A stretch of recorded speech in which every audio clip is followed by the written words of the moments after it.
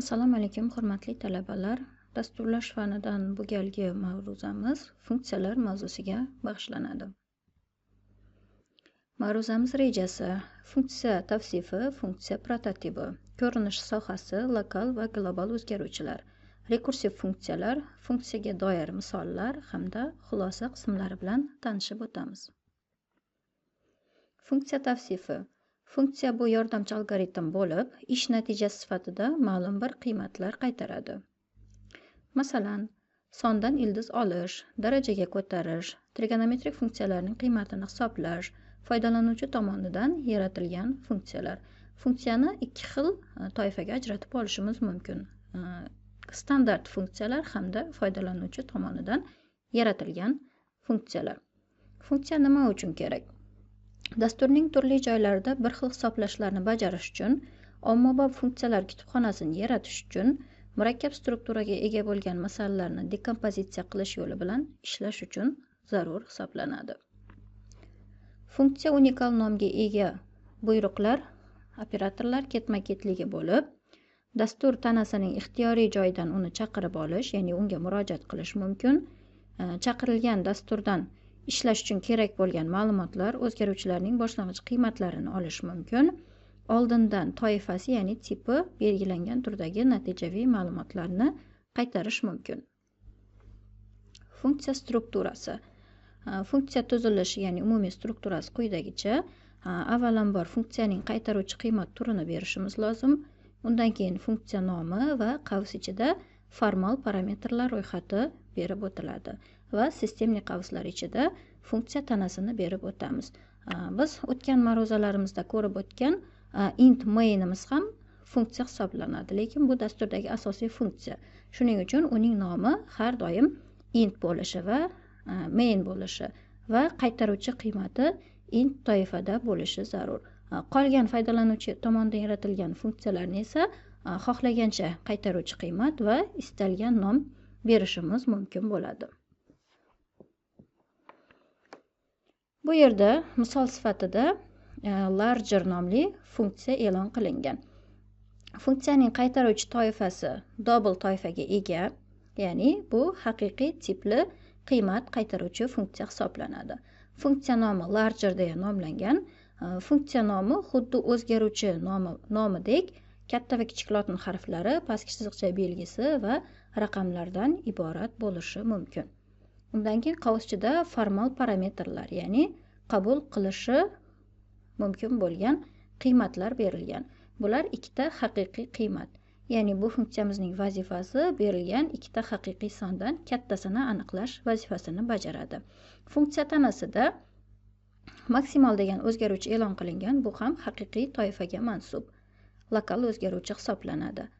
Shartni tekshiramiz. Agar x'imiz y dan katta yoki teng bo'lsa maksimalga x'ni, aks holatda y ni olamiz va return kalit so'zi yordamida mana shu hisoblangan o'zgaruvchimizning qiymatini asosiy dasturga qaytaramiz. Bu funksiyaning qaytaruvchi qiymati hisoblanadi. Funksiya turlari. Void error. Hech qanday natija qaytarmaydigan bunday funksiyalar protsedura deb ham ataladi. Formal parametrlarga ega bo'lmagan error nomli funksiya. Ikkinchi funksiyamiz void func int. Ikkita formal parametrlarga, ya'ni butun sonlar tipiga tegishli bo'lgan parametrlarga ega bo'lgan func nomli funksiya hech qanday natija qaytarmaydi. Funksiyalarni ikki xil toifaga ajratib olishimiz mumkin. Qiymat qaytaruvchi va qiymat qaytarmaydigan funksiyalar. Agar funksiya void kalit so'zi bilan e'lon qilinsa, bu qiymat qaytarmaydigan funksiya hisoblanadi. Uni tanasida return kalit so'zi yozilmaydi. Agar qandaydir toifa berilgan bo'lsa, bu qiymat qaytaruvchi funksiya hisoblanadi va return kalit so'ziga, ya'ni qaytaruvchi qiymatga ega bo'ladi. Uchinchi funksiyamizda butun sonli qiymat qaytaruvchi birinchi funksiya e'lon qilingan. Formal parametrlarga ega bo'lmagan func1 nomli funksiya natija tipi butun sonli turga mansub hisoblanadi. Keyingi to'rtinchi funksiyamiz esa float, ya'ni haqiqiy toifaga mansub bo'lgan qiymat qaytaradi. Funksiya nomi f3. 3 ta parametr qabul qiladi. 2 ta butun son va bitta haqiqiy son. 3 ta formal parametrga ega bo'lgan f3 nomli funksiya natija turi haqiqiy sonlar toifasiga mansub. Funksiya prototipi. Funksiya e'lonini funksiya prototipi tavsiflaydi. Ayrim hollarda signatura ham deyiladi. Funksiya prototipi quyidagi ko'rinishga ega. Qaytaruvchi qiymat turi, funksiya nomi va parametrlar ro'yxati. Funksiya prototipi nima uchun zarur? Biz funksiyani e'lon qilganimizdan keyin uning tanasini yozishimiz zarur bo'ladi. Lekin ba'zi hollarda funksiya tanasini yozmasdan faqat prototipinigina e'lon qilib ketishimiz mumkin va alohida keyinroq uning tanasini yozib olishimiz mumkin bo'ladi. Natija turi tipi funksiya nomi oldida ko'rsatilgan. Bu misollarimizda funksiya prototiplarini ko'rishimiz mumkin. Birinchi funksiyamiz butun sonli qiymat qaytaruvchi max nomli funksiya. Ikkita formal parametrni qabul qiladi. Ikkinchisi float b. Bitta butun son, bitta haqiqiy son, bitta simvolli qiymat qabul qiladi. Keyingisi float toifadagi a funksiya. Int, float, char. Bu yerda formal parametrlar ro'yxati o'zgaruvchi nomisiz ko'rsatilgan, ya'ni faqat toifasigina ko'rsatilgan bo'lishi mumkin. O'zgaruvchi parametrlardan foydalanish. Bu yerda butun sonli, ya'ni int toifadagi qiymat qaytaruvchi olim nomli funksiya. O'zgaruvchilar bu yerda ilova orqali uzatilgan. Funksiyaga misol. Butun sonli toifadagi qiymat qaytaruvchi swap nomli funksiya. Bu ikkita formal parametrni, ya'ni ikkita butun sonni qabul qiladi. Yangi o'zgaruvchi e'lon qilamiz. Butun sonli s nomli o'zgaruvchi. Ya'ni bu o'zgaruvchimiz a va b ning qiymatlarini almashtirishda qatnashadi. Qo'shimcha o'zgaruvchi kiritish metodi hisoblanadi. S ga birinchi sonni, a ni, ya'ni a ga b ni, b ga esa a ning dastlabki qiymati, ya'ni s da saqlanib qolgan qiymatini o'zlashtirib olishimiz mumkin. Asosiy dasturda bu funksiyadan foydalanamiz. Ya'ni mainni ichida ikkita o'zgaruvchi e'lon qilamiz. X va y degan o'zgaruvchilar. X ning qiymati 10 ga, y ning qiymati 20 ga teng. Swapni qo'llaymiz. X va y ni argument sifatida uzatamiz. Bu yerda ikkala funksiya ham, ikkita o'zgaruvchi ham funksiyaga uzatiladi va ularning qiymatlari almashtiriladi. Natija ekranga chiqariladi, ya'ni x va y ning qiymatlari. Bu yerdagi get funksiyasi ekran, ya'ni natijani tutib turish vazifasini bajaradi. Ya'ni qandaydir bir simbol kiritmagunimizcha natija yo'qolmaydi. Keyingi misolimiz ikkita sondan kattasini aniqlovchi funksiya. Bu yerda ikkita butun son qabul qiladi va butun sonli qiymat qaytaruvchi max nomli funksiya e'lon qilingan. Shartda tekshiramiz. Agar birinchi son ikkinchi sondan katta bo'lsa, b ga a ni olamiz va b ning qiymatini qaytaramiz. Ikkala holatda ham, ya'ni a b dan katta bo'lsa ham, b a dan katta bo'lsa ham natija b da hosil bo'lishi zarur. Ya'ni ikkita sonning kattasi b da hosil bo'ladi. Asosiy dasturda funksiyaga murojaatni amalga oshiramiz. Buning uchun ikkita o'zgaruvchi standart oqimdan qiymatlari kiritib olinadi va funksiyaga murojaat qilib, shu yerning o'zida natijasi ekranga chiqariladi. Bu asosiy funksiyamiz, bu esa yordamchi funksiya hisoblanadi. Keyingi misolimizda avval funksiya prototipi e'lon qilingan, asosiy dasturda funksiyaga murojaat amalga oshirilgan va funksiya tanasi asosiy dasturdan keyin yozilgan. Bu demak, funksiyani asosiy funksiyamizdan keyin yozish uchun oldindan uning prototipini e'lon qilish usuli hisoblanadi. Funksiya argumenti holatlari. C++ dasturlash tilida funksiya chaqirilganda ayrim argumentlarni tushirib qoldirish mumkin. Bunga funksiya prototipida ushbu parametrlarni kelishuv bo'yicha qiymatini ko'rsatish orqali erishish mumkin. Masalan, quyida prototipi keltirilgan funksiya turli chaqirishga ega bo'lishi mumkin.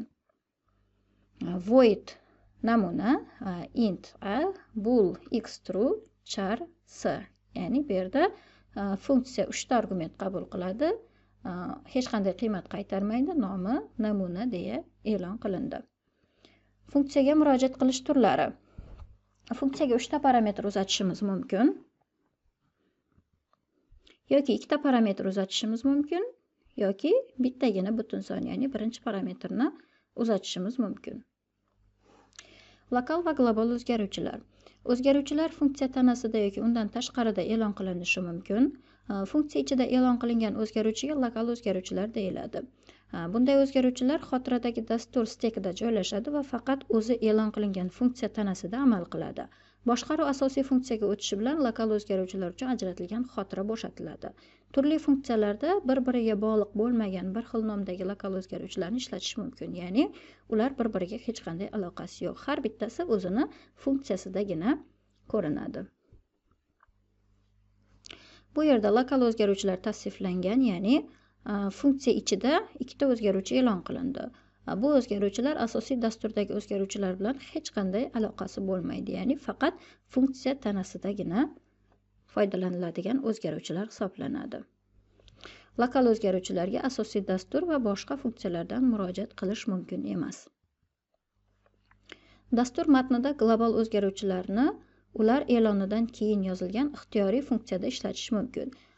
Shu sababli global o'zgaruvchilar dastur matnining boshida yoziladi, ya'ni eng yuqori qismida e'lon qilib o'tilishi zarur. Barcha funksiyalardan oldin yoziladi. Funksiya ichidan global o'zgaruvchiga murojaat qilish uchun funksiyada uning nomi bilan mos tushadigan lokal o'zgaruvchilar bo'lishi mumkin. Agar global o'zgaruvchi e'lonida unga boshlang'ich qiymat berilmagan bo'lsa, ularning qiymati 0 hisoblanadi. Lokal o'zgaruvchini e'lon qilish xuddi shu nomdagi global o'zgaruvchini berkitadi va bu joydan global o'zgaruvchiga murojaat qilish imkoni bo'lmay qoladi. Ya'ni global o'zgaruvchi va funksiyadagi lokal o'zgaruvchining nomi bir xil bo'lsa, o'zgaruvchiga murojaat qilganimizda birinchi lokal o'zgaruvchi chaqirib olinadi. C++ tilida bunday hollarda global o'zgaruvchiga murojaat qilish imkoniyati saqlab qolingan. Buning uchun ko'rinish sohasiga ruxsat berish amalidan foydalanish mumkin va o'zgaruvchi oldiga ikkita nuqta qo'yish zarur bo'ladi. Shu orqali biz funksiyadan turib global o'zgaruvchiga murojaatni amalga oshirishimiz mumkin.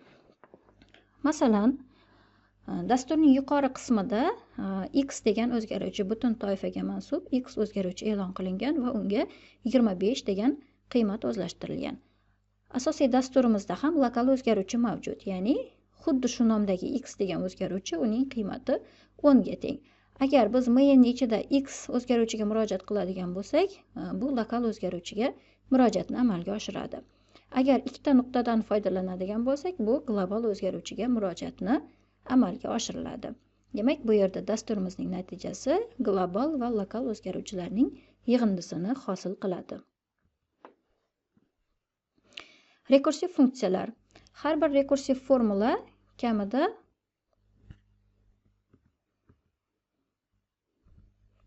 rekursiv funksiyalar. Rekursiya deb funksiya o'ziga o'zi murojaat qiluvchi funksiyaga aytiladi. Rekursiya uchun quyidagi aniqlanishlar o'rinli hisoblanadi. Har bir rekursiv formula kamida bitta asos ifodaga ega bo'lishi kerak. Umumiy ifoda doim asos ifodaga yo'naltirilgan bo'lishi lozim. Asos ifoda rekursiyani to'xtatishi kerak. Ya'ni mana shu shartlarni qanoatlantirgandagina funksiyani biz rekursiv funksiya deya ayta olamiz. Misol sifatida faktorialni hisoblash rekursiv funksiyasi keltirilgan.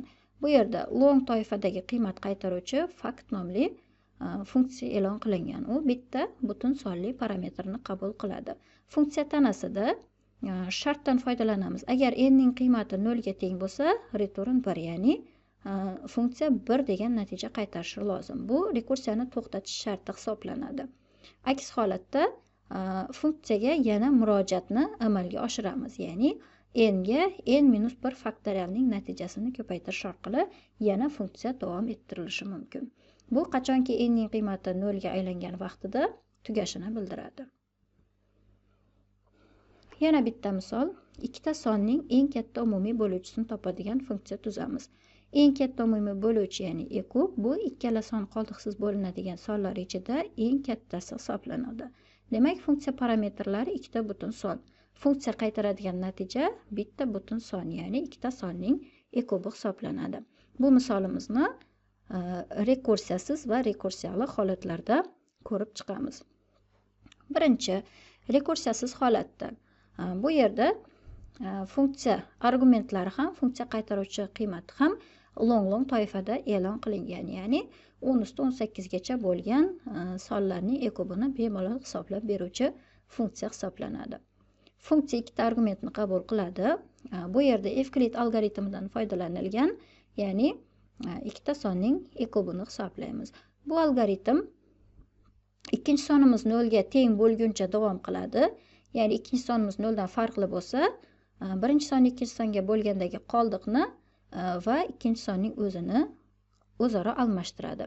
Ikkinchi sonni birinchi songa o'zlashtiradi, birinchi son ikkinchi songa bo'lgandagi qoldiqni esa ikkinchi songa o'zlashtiradi. Qachonki bu qoldiq nolga aylangan vaqtida jarayon to'xtaydi va birinchi sonda ikkala sonning ekubi hosil bo'ladi. Funksiyaga murojaat yangi o'zgaruvchiga o'zlashtirish orqali hosil qilingan, ya'ni g o'zgaruvchisiga a va b ning ekubi o'zlashtirib olingan va shu o'zgaruvchini natija sifatida hosil qilishimiz mumkin. Ikkinchi holat, ya'ni rekursiya orqali ham bu masalani yechishimiz mumkin. Bu funksiyamiz ham xuddi avvalgi funksiyamiz kabi e'lon qilinadi, ya'ni ikkita argument qabul qiladi. Farqi, rekursiyani to'xtatuvchi shartni beramiz. Agar ikkinchi o'zgaruvchimiz, ya'ni b 0 ga teng bo'lsa, a ning qiymatini qaytaramiz. Aks holatda ikkita o'zgaruvchining qiymatlarini almashtirish orqali yana funksiyaga murojaatni amalga oshiramiz. Ya'ni b va a ni b ga bo'lgandagi qoldig'ini yana funksiyaga uzatishimiz mumkin. Funksiyaga murojaat xuddi oldingi dasturimiz bilan bir xil bo'ladi va natijasi ham bir xil bo'ladi. Lekin bu funksiyamizdan farqli ravishda ikkinchi funksiyamiz tezroq ishlash qobiliyatiga ega. Xulosa o'rnida shuni ta'kidlab o'tish joizki, funksiyalardan foydalanishning asosiy maqsadi bir xil yoziladigan kodlar har safar takrorlanish holatlari bo'lganda shu takrorlanadigan kod qismini alohida funksiya sifatida olinadi va zarur holatlarda shu funksiyaga murojaat qilib natijani olish maqsadga muvofiq bo'ladi. Bu dastur kodining qisqarishiga, ixchamlashishiga va tushunarli bo'lishiga olib keladi.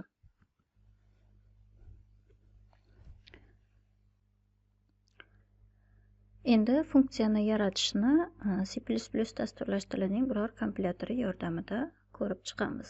Masalan, dev C++ kompilyatori yordamida. Yangi fayl yaratib olamiz. Buning uchun Ctrl+N buyrug'idan foydalanishimiz ham mumkin. Yaratilgan faylni kompyuter xotirasiga saqlab olamiz. Nom beramiz. Masalan, funksiya 1 va kengaytmasini ham qo'yib olamiz.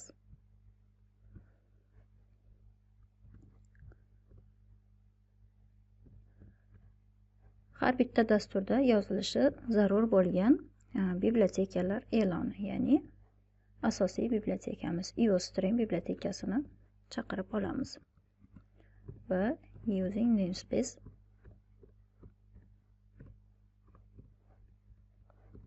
std kalit so'zini yozamiz. Asosiy dasturimizni yozib olamiz. int main.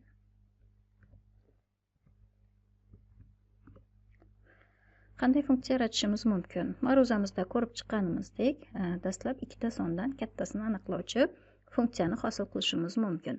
Funksiya aytib o'tganimizdek, maindan tashqarida yoziladi. Ya'ni main asosiy funksiya, undan tashqarida yoziladigan funksiyalar esa yordamchi funksiyalar hisoblanadi.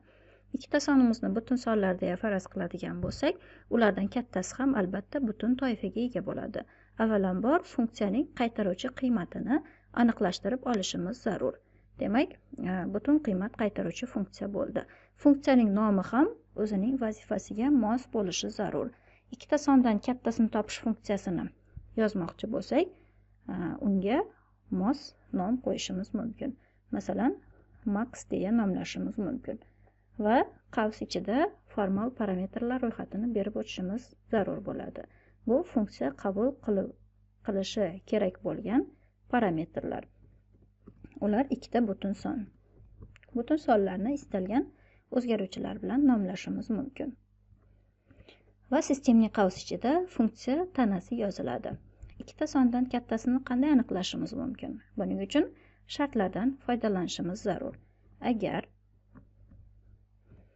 a b dan katta bo'ladigan bo'lsa, katta son a bo'ladi, ya'ni return kalit so'zi yordamida a ning qiymatini asosiy dasturga qaytarishimiz zarur.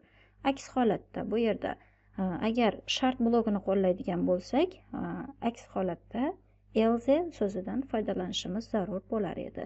Lekin funksiyada return kalit so'zi qo'llanilsa, shart bajarilgan holatda funksiya o'z ishini tugallaydi. Agar shart bajarilmasa, keyingi qismiga o'tiladi. Shuning uchun bu yerda hech qanday aks holda shart operatorini qo'llashimiz shart emas. To'g'ridan to'g'ri qaytaruvchi qiymatga o'tamiz. Ya'ni shartimiz bajarilsa a ning qiymati qaytariladi funksiya natijasi sifatida, bajarilmasa b ning qiymati qaytariladi. Endi funksiyaga murojaat, funksiya natijasini to'g'ridan to'g'ri ekranga chiqarishimiz mumkin. Cout operatori yordamida. Funksiyaga murojaat qilish uchun avval funksiya nomi yoziladi va qavs ichida unga beriluvchi parametrlar, masalan 4 va 7 sonlarini funksiyaga qiymat sifatida uzatishimiz mumkin. Natijani tekshirib ko'ramiz. Bu yerda ikkita sondan kattasi natija sifatida chiqarilishi zarur. Demak, ikkala sonimizdan kattasi bu 7 degan qiymat edi.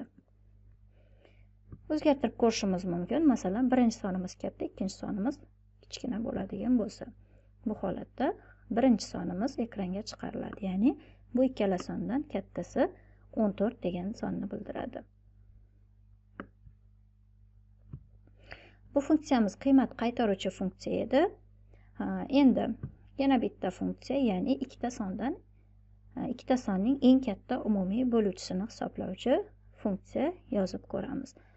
Funksiyaning qaytaruvchi qiymati bu yerda qabul qiluvchi qiymatlarga bog'liq ravishda kelib chiqadi.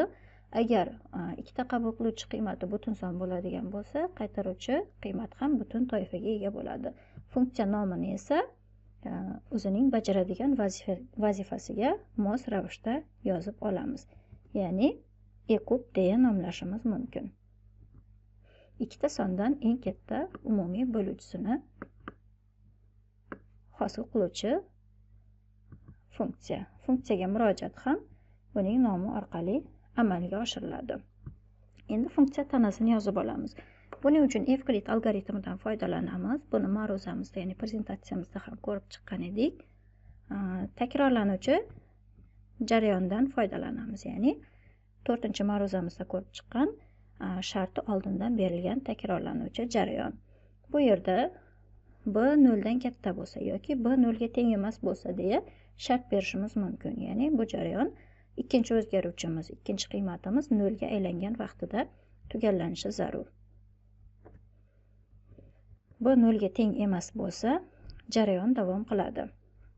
Yangi o'zgaruvchi e'lon qilishimiz zarur. S nomli o'zgaruvchi e'lon qilib olamiz. Unga a ni b ga bo'lgandagi qoldiqni o'zlashtiramiz.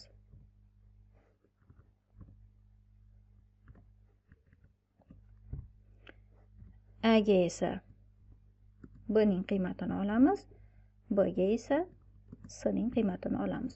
Bu yerda to'g'ridan to'g'ri a ga b ni, b ga a ni b ga bo'lgandek qoldiqni o'zlashtirib ketadigan bo'lsak, o'zgaruvchilarda qiymat almashishi yuzaga keladi. Ya'ni a ning dastlabki qiymati saqlanmaydi. U ham b ga o'zgarib qoladi. Shuning uchun qo'shimcha o'zgaruvchidan foydalanishimiz zarur. Va jarayon tugagandan keyin birinchi o'zgaruvchimizda, ya'ni a nomli o'zgaruvchimizda ikkita sonning ekubi saqlanib qoladi. Uni asosiy dasturimizga qaytarishimiz lozim. Funksiyaga murojaat funksiya nomi va parametrlar ro'yxati orqali amalga oshiriladi. Bu yerda 14 va 7 sonlarining eng katta umumiy bo'luvchisi hosil qilinishi zarur. Dasturimizni tekshirib ko'ramiz. Natija 7 ga teng bo'ldi. Boshqa qiymatlar bilan ham tekshirib ko'rishimiz mumkin. Masalan, 14 va 8 ikkita sonning eng katta umumiy bo'luvchisi. Bu sonlarning eng katta umumiy bo'luvchisi 2 ga teng bo'lishi zarur. Bu yerda yana dastur natijasi 2 ga teng bo'ldi. Endi shu misolimiz orqali bir funksiyadan turib yana bitta funksiyaga murojaatni ko'rib chiqishimiz mumkin. Buning uchun ikkita sondan eng kichik umumiy karralisini topish funksiyasini yaratib olamiz. Eng kichik umumiy karralikni topish uchun biz ekubga murojaat qilishimiz zarur bo'ladi. ya'ni ikkita sonning e kubi va e kubining ko'paytmasi sonlar ko'paytmasiga teng bo'ladi. Bu yerdan e kubni topish uchun ko'paytmani sonlar e kubiga bo'lish zarur bo'ladi. Eng kichik umumiy karrali ham butun sonli qiymat qabul qiladi. Uni e kub deya nomlashimiz mumkin. Qabul qiluvchi parametrlar ikkita butun son, ya'ni a va b sonlari bo'ladi. Funksiya tanasini esa boshqatdan yozib o'tirmaymiz, ya'ni bizda ikkita sonning e kubini hisoblovchi funksiya mavjud. Bu funksiyaga ikkinchi funksiyadan turib murojaatni amalga oshirishimiz mumkin. To'g'ridan to'g'ri qaytaruvchi qiymatni yozamiz. Ikkita sonning ko'paytmasini sonlarning e kubiga bo'lish orqali eng kichik umumiy karralini hisoblab olishimiz mumkin.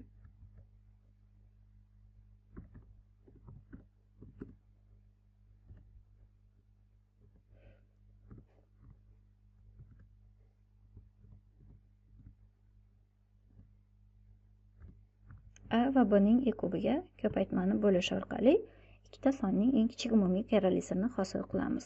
Bu yerda ikkinchi funksiyamizga, ya'ni e kub funksiyasiga murojaatni amalga oshiramiz. Ya'ni 14 va 8 ning eng kichik umumiy karralisini hisoblashimiz zarur. Tekshirib ko'ramiz. Bu yerda 14 va 8 ning eng kichik umumiy karralisi 56 ga teng bo'ldi. Funksiya ishlash jarayoni. Demak, dastur ishga tushirilgan vaqtida birinchi navbatda main funksiyasi ishga tushadi va undan turib keyingi funksiyalarga murojaatni amalga oshirishimiz mumkin. Bu yerda ecook nomli funksiyaga murojaatni amalga oshirdik, ya'ni bu ikkinchi funksiyamiz. Bu funksiyaga murojaat qilganda bu funksiya tanasida yana bitta funksiyaga murojaat amalga oshirildi, ya'ni birinchi funksiyamizga. Demak, avval jarayon maindan boshlanadi, undan turib ikkinchi funksiyaga murojaatni amalga oshiramiz. Ikkinchi funksiyada esa birinchi funksiya tanasi chaqirilgan, ya'ni bu yerda birinchi funksiyaga murojaat amalga oshiriladi. Shu orqali funksiyadan turib yana funksiyaga murojaatni amalga oshirishimiz mumkin. Lekin bu funksiyalar qachonki maindan turib murojaat qilingandagina chaqiriladi va amalga oshiriladi. Maindan murojaat qilinmasa, bu funksiyalar hech qanday vazifa bajarmaydi. Bugungi darsimiz mana shulardan iborat edi. E'tiboringiz uchun katta rahmat.